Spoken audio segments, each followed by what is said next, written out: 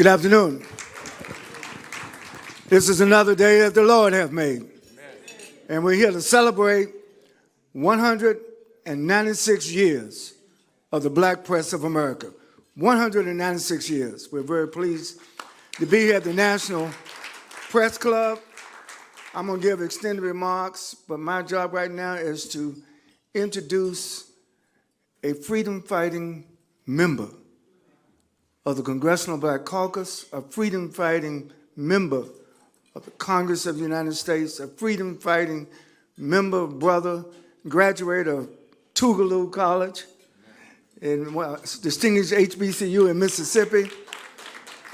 I can't know how many decades ago I met Congressman Bennie Thompson, but I recall there was a struggle in Mississippi to save HBCUs, the Ayers case. And in the early 90s, we had to march. I think it was either in 93 or 94. I was the head of the NAACP at the time, and we said we cannot let the state of Mississippi start closing our HBCUs, because if you let it happen in Mississippi, it's going to happen in Alabama, it's going to happen in North Carolina, it's going to happen in Georgia, it's going to happen in Maryland, across the country. And I'm so pleased that Reverend Bennie Thompson, you remember, it rained that day. And we had the large, we had almost 10,000 brothers and sisters. We marched anyway in the rain to the state capitol to save not only Jackson State, but all the HBCUs in the state of Mississippi. And weren't we all proud over the last 12 months to see our brother leading the House Committee on January the 6th? Weren't we all proud of his integrity, his clarity, his foresightedness, and his resolve to save our democracy? Brothers and sisters, ladies and gentlemen, please welcome the Honorable Bennie Thompson, Democrat, Mississippi.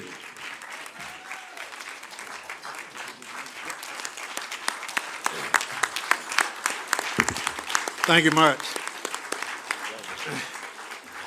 Good afternoon, Reverend. Let me first thank Dr. Chavis for the kind introduction and how you've received a boy from Bolton, Mississippi today. To Ms. Jackie, I understand how she can move up in the organization because she's a tireless worker, and she does what has to be done. To Alice Tisdale with the Jackson Advocate, I have two papers in my district, and if I really want to get the truth, I got to go to those papers, because if you look at the other papers, it's like you're in a different universe. So that's called the Black Press, and that's why it's so important. A writer once said, we're the sum total of our experiences, and those experiences should guide you on a daily basis. For me, it was going to Bolton Colored School, not Bolton School. And so when I talk to groups, I remind those groups that we are only one generation from Bolton School. And in some situations, like at Tennessee State University now, we're struggling because they're trying to go back. And so the Black Press,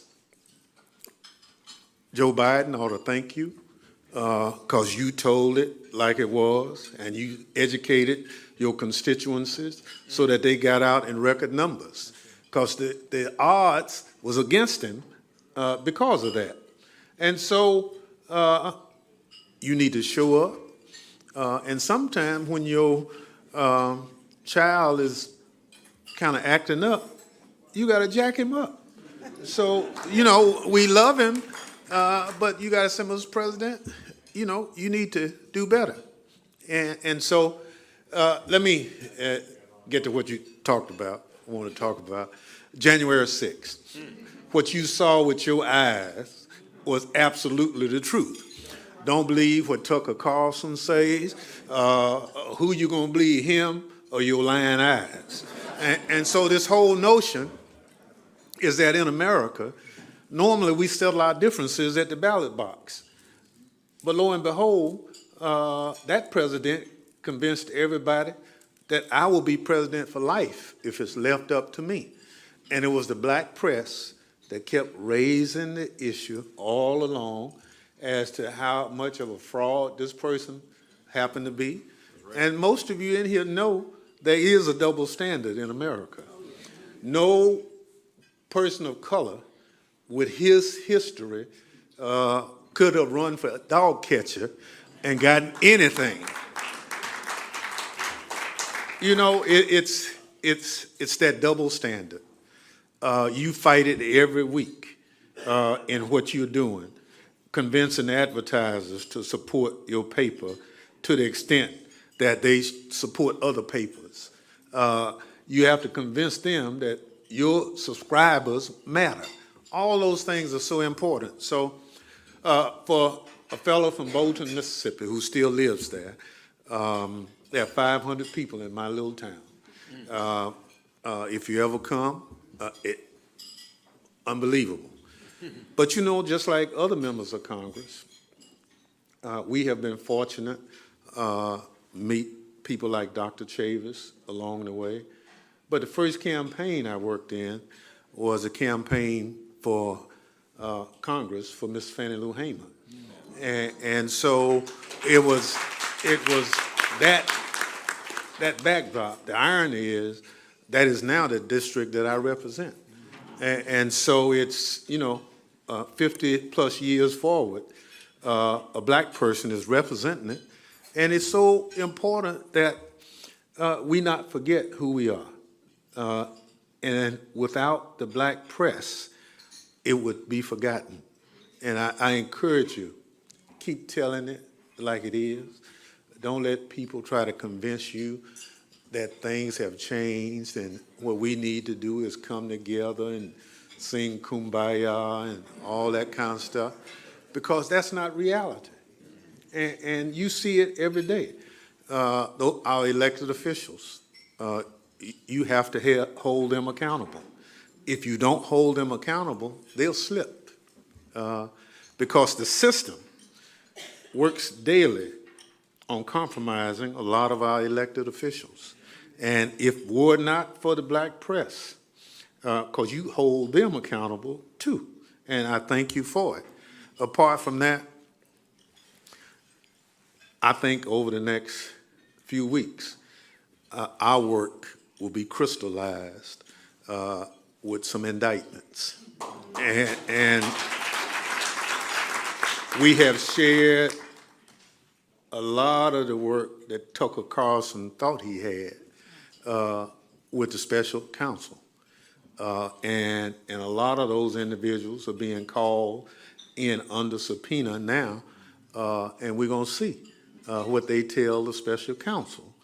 You know, in America, nobody is above the law, not even the President of the United States.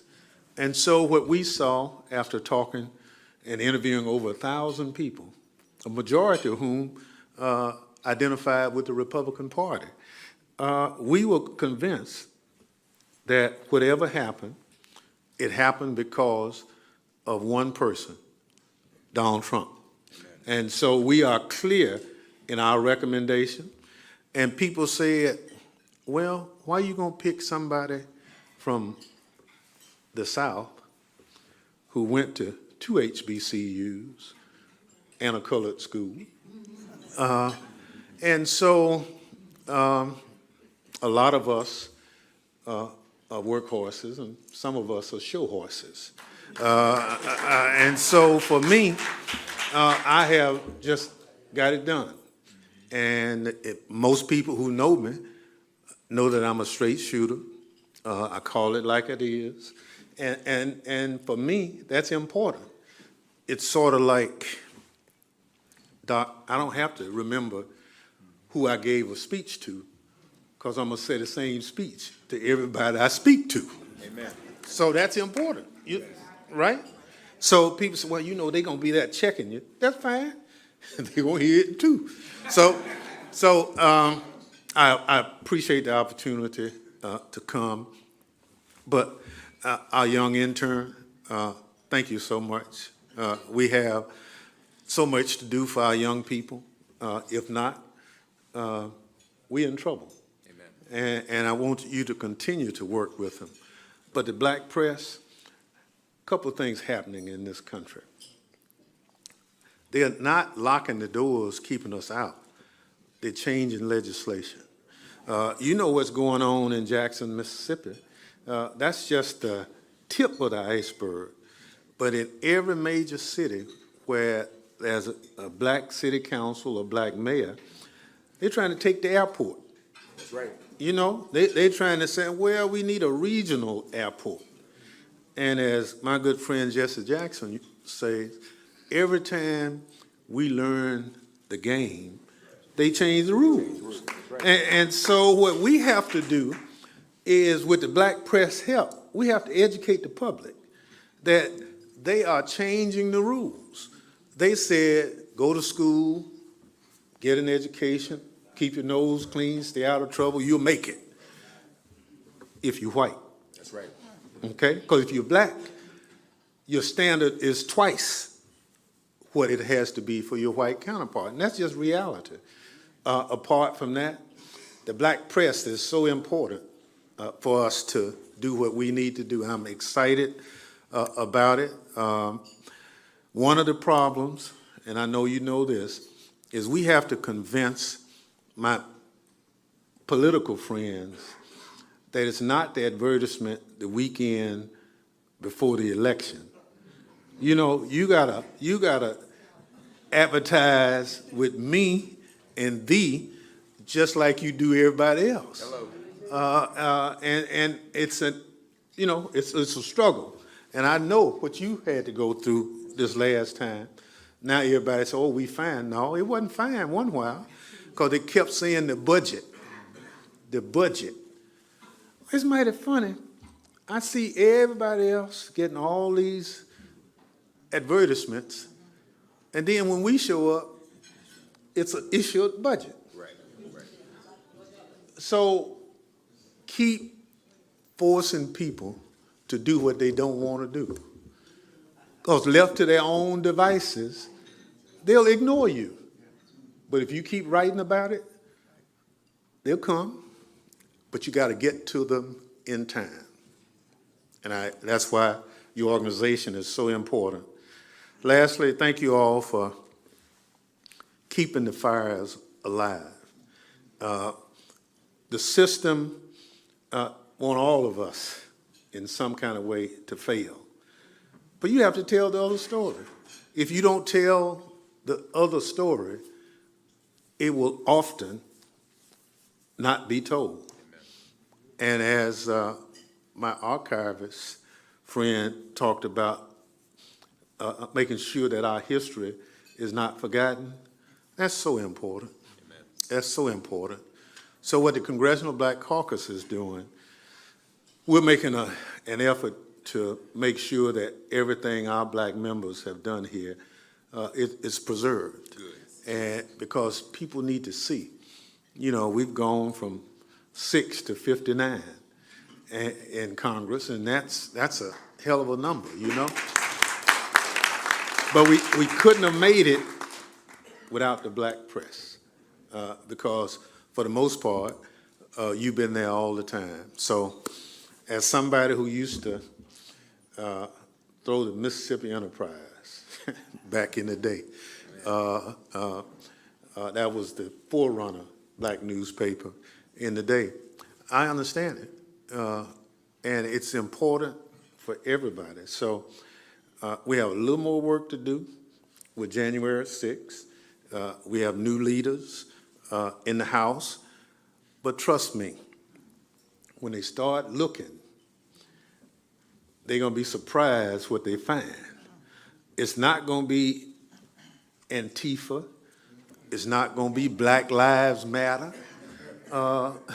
It's going to be the 3%ers, the Proud Boys, and all those other crazy folk who came to Washington to turn the election around. So we'll see. Now, they'll try to do it. The last thing is, thank you, NPA, for putting the request in for a copy of the 41,000 hours of that. Some networks were doing. I said, no, we got to get our request in that too. So we got to become part of the conversation. So I really thank you for doing that, because that's resonating with a lot of people. So thank you all so much. Congratulations on the 196 years of survival. And if we can ever, as I tell my friends, you don't have to call Tyrone, you can call Bennie. Thank you. Thank you. Congressman, wait 1 second. We can't have you, well, thank you profoundly for taking time out of your busy schedule to be with the Black Press today. But we thought it was fitting, our board of directors unanimously, our members unanimously across the country, wanted to take this opportunity on the 196th anniversary of the Black Press of America to salute you in a very formal way. We're giving you our 2023 NEP Global Newsmaker of the Year Award to the Honorable Bennie G. Thompson.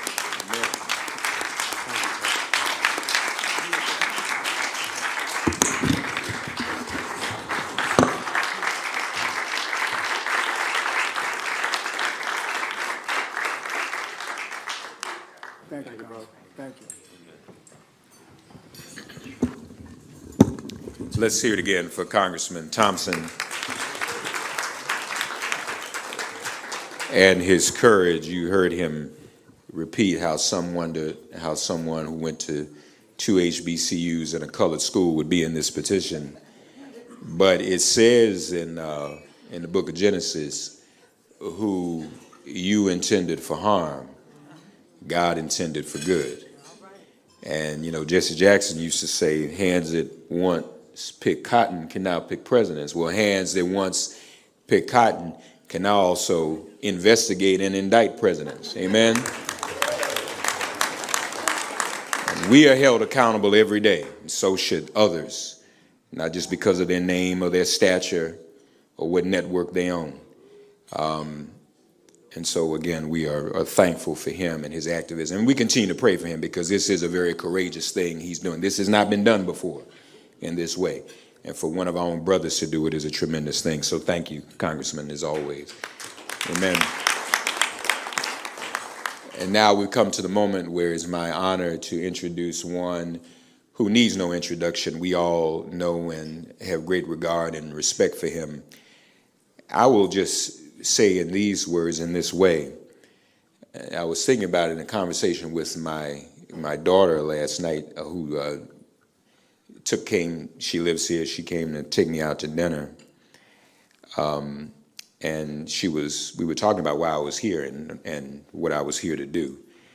And of course, she knows Dr. Chavis. And as I was speaking to her, she was telling me about a new job assignment she has. She has a master's, one of the few black women in the country, my daughter, to have a master's in transportation engineering. And she works for the largest engineering firm in the world. And one of the current projects she's working on is dealing with carbon emissions in transportation. And I said, well, Ifton, it's always good to have a teachable moment with your children. I said, Dr. Chavis coined the terms environmental justice and environmental racism. And as I was saying that to her, Karen, there's really not a prominent issue facing our community over the past 50 years that Dr. Chavis hasn't somehow been involved in. Am I right? And it is truly a blessing that he's in this role. And it's not really a delineation, because W.B. Du Bois said that the role of the black press in preserving and promoting our own media and our own newspapers was as important as anything in our activism and our freedom fighting. So who better to have in this role but a bona fide freedom fighter who's touched every issue? You can just raise any issue and find Dr. Chavis's presence, his involvement in that issue some way or another. And even today, I bear witness those who reach out to him. Some are beginning to organize the 30th anniversary of some of the original gang summits, peace and violence summits, when we brought the Vice Lords and the Crips and everybody together. Dr. Chavis was at the helm of that 30 years ago, before even the Million Man March. This is the level of respect that he has and the level of stature he has. And so I think we're all blessed to have him in this role as we take the black press to the next level. He's going to introduce us today to the next level where we're headed, and also give his keynote address, the state of the black press. Please, on your feet, for the Reverend Dr. Benjamin Franklin Chavis, Jr. Thank you very much. Thank you so much. You're so kind. Thank you, Mark. Now, before I give my prepared remarks, which is going to be short, I'm glad they got a time clock up in here because I'm a preacher, and we don't want to be late going to the White House. But I do want to first say, in line with what Dr. Thompson said and what Congressman Thompson said, and under the leadership of our distinguished chair, Karen Carter Richards, I've been tasked to not just reflect on the past, but to make sure we equip ourselves in a technological way to make sure we're keeping pushing forward.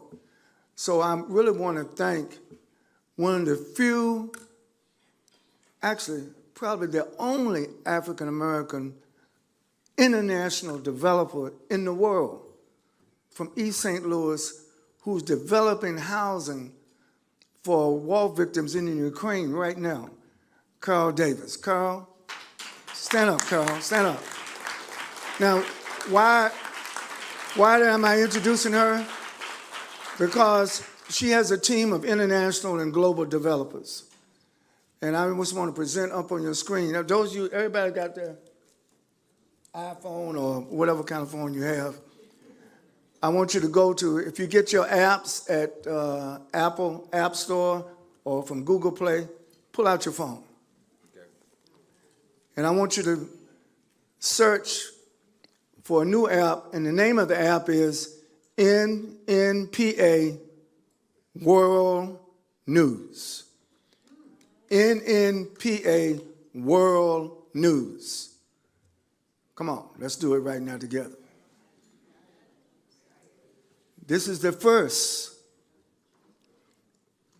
black-owned, global, international app that aggregates not only the black news in America, but the black news in the Caribbean, the black news in Brazil, the black news in Africa, the black news in Europe, the black news in Asia, all over the world.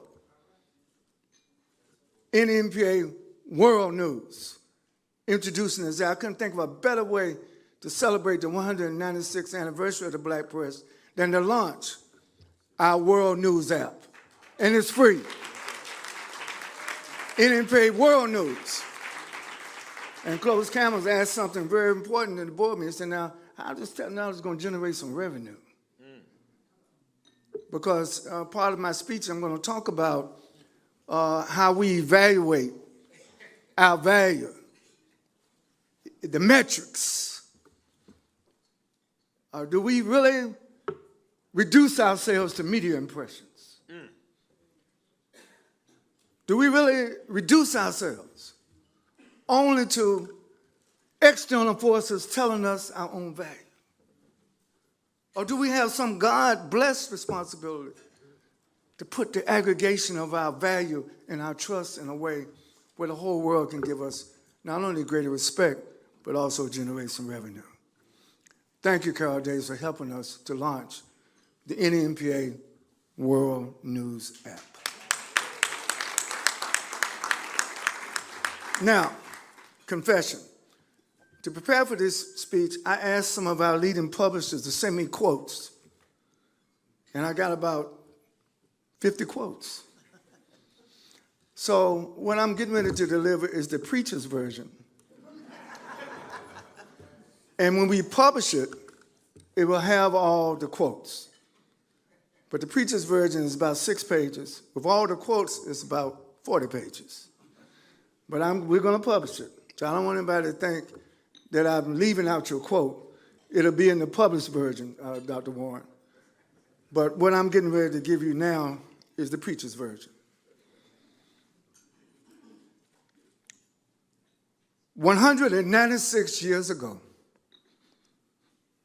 on March 16th, 1827, in the heart of Lower Manhattan, at 5 Varick Street in New York City, the Reverend Samuel Eli Cornish and John Brown Worsworm dared to publish the first edition of Freedom's Journal as the first black-owned newspaper in America.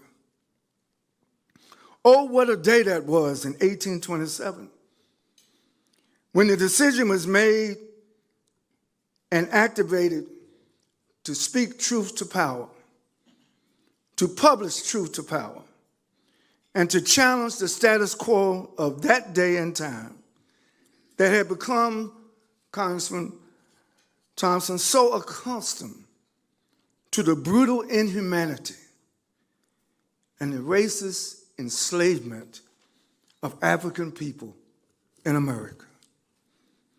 Earlier in 1822, the Reverend Cornish had founded the first black Presbyterian church in Manhattan. John Worsworm was the third black person actually to graduate from an American college. At that name, the college was named Bowdoin College. Both Worsworm and Cornish were college educated, and both were committed freedom fighters against the enslavement of African people. Parenthetically, for the record, my great-great-great-great-grandfather, the Reverend John Chavers of Granville County, North Carolina, was actually the first black American to graduate from an American college, and the first African American to be ordained in the Presbyterian Church of America in 1799, 1800 at Washington College, later named Washington Lee College after the Civil War in Virginia. John Chavers was also an unrepentant freedom fighter against the enslavement of African people. And he was also blessed to be the first black to attend what is now known as Princeton University in New Jersey. Now, I know some of you are already wondering, why would I begin an address in Washington, D.C. in 2023 about the state of the black press of America with references about the black press and the black church nearly 200 years ago? The reason is the black press actually grew out of the black church. The black press grew out of the urgent yearnings and outcries of a people to be free from the terror, from the horror, from the devastating societal, economic contradictions, and the unprecedented genocide and dehumanization of the transatlantic slave trade and the centuries-long enslavement of African people in the Americas, North and South. You have to understand, before 1827, we were enslaved centuries, not years, centuries. And people look at us today and say, what's wrong with y'all?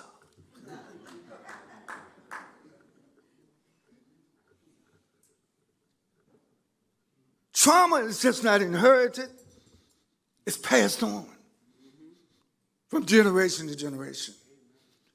Thank God for the black press. By 1827, brothers and sisters decided, got to do something about it.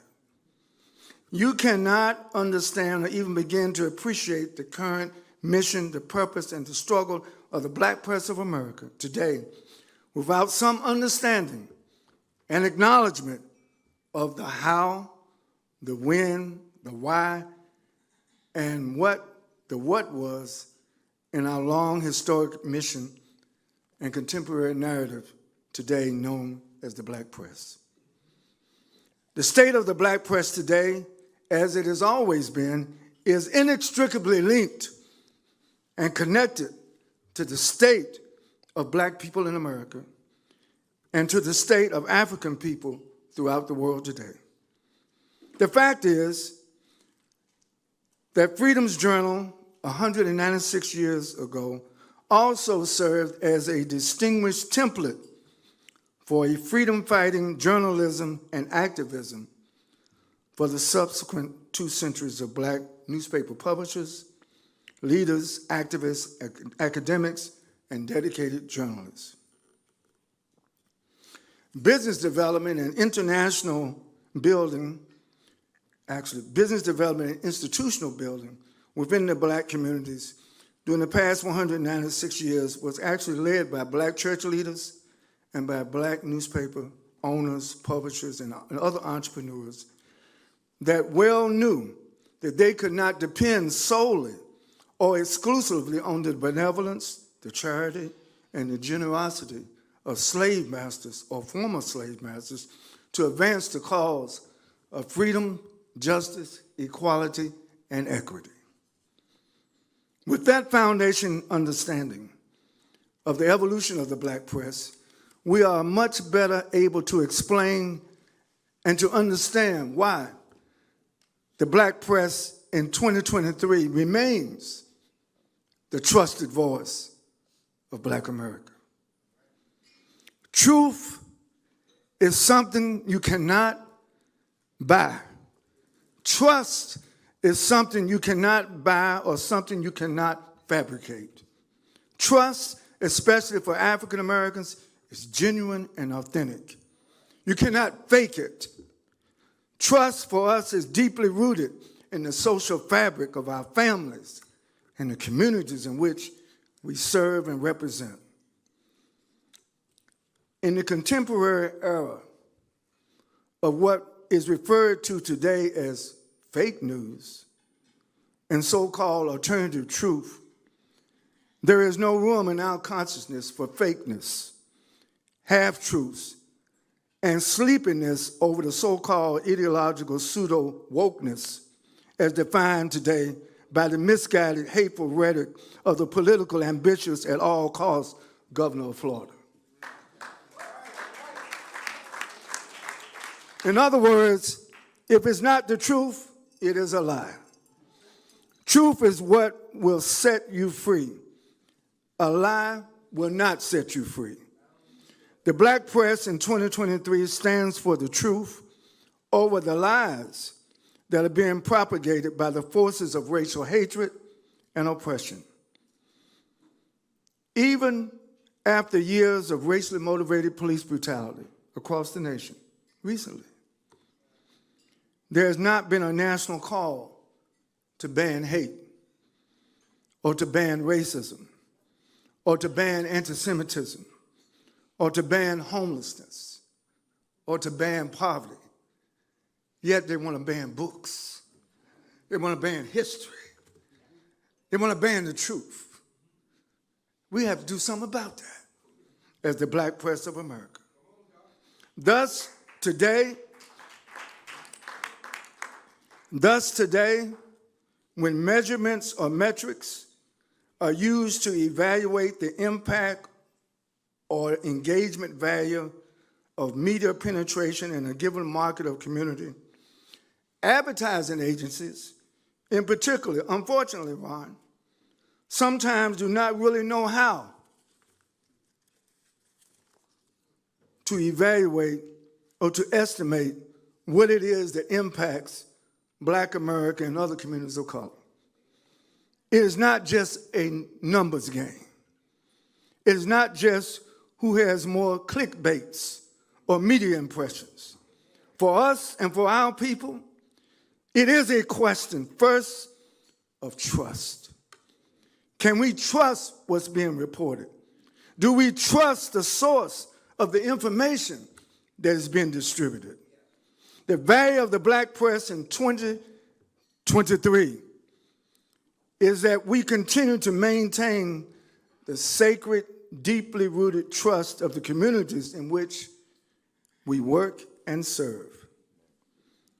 This is the reason why we proudly again assert that the Black Press of America in 2023, via the NMPA, is the trusted voice of Black America. Some may attempt to ban books, as I have referenced, and to revise American history for the false notion of social comfort or for the political expediency of political advantage. But you cannot, as I've said, ban the truth. Dr. King would constantly remind us during the height of the civil rights movement in the 1950s and the 1960s that truth crushed to the earth will certainly always rise again. And you cannot ban the trust that the Black press has earned from our communities. All this brings to the following conclusions. Number one, the state of the Black press of America today in 2023 is strong, resilient, and getting stronger day by day by God's grace and God's love. Number two, in the growing digital age, the Black press of America today in 2023 is advancing and making steady progress to engage the necessary technological innovations to ensure the future visibility and sustainability of the Black press for the next 100 years. Now, I know that some are concerned about AI, artificial intelligence, and you can go and put something on your phone and it'll give you out an answer. We need to question who programs the algorithms of the artificial intelligence. Because really, it's not artificial intelligence. It's intelligence that has been tampered with by the programmers. And so what we have to do, we have to have our own programmers. That's why, Dr. Thompson, I'm so glad that in the School of Communications and all of our schools at our HBCUs, we got to get into programming, we got to get into coding, we got to get into developing ways and means to transmit truth that stands on the truth, because it's just not a black truth or a white truth. It's just the truth. Amen.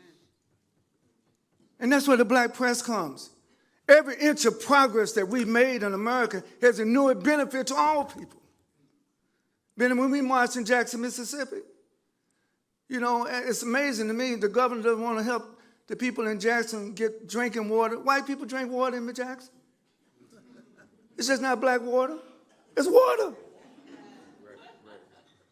So what kind of world are we living in if we can't ensure water for all human beings?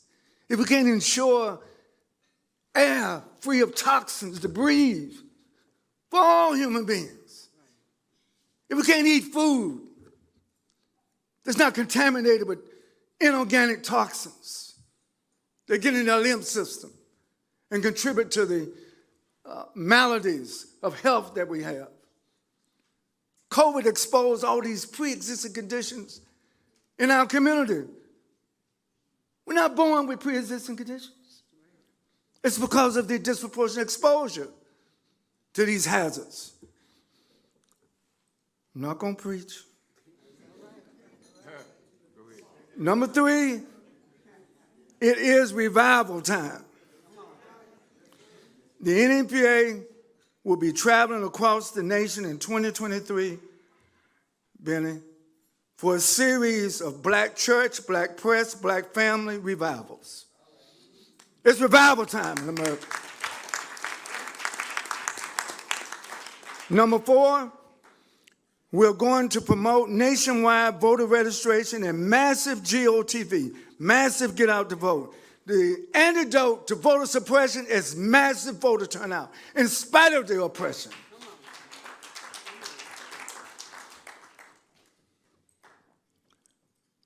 Five, and lastly, the NMPA will launch with a focus on Generation Z and millennials, a national, quote, James Baldwin and Fannie Lou Hamer dropped the pen tour. You heard about people dropping the mic? We're going to be dropping the pen. All of America raising up a new generation of journalist freedom fighters, of journalist entrepreneurs.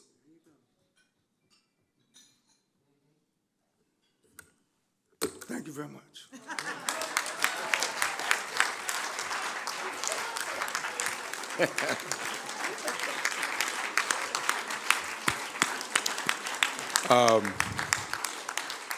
That's what you call a mic drop.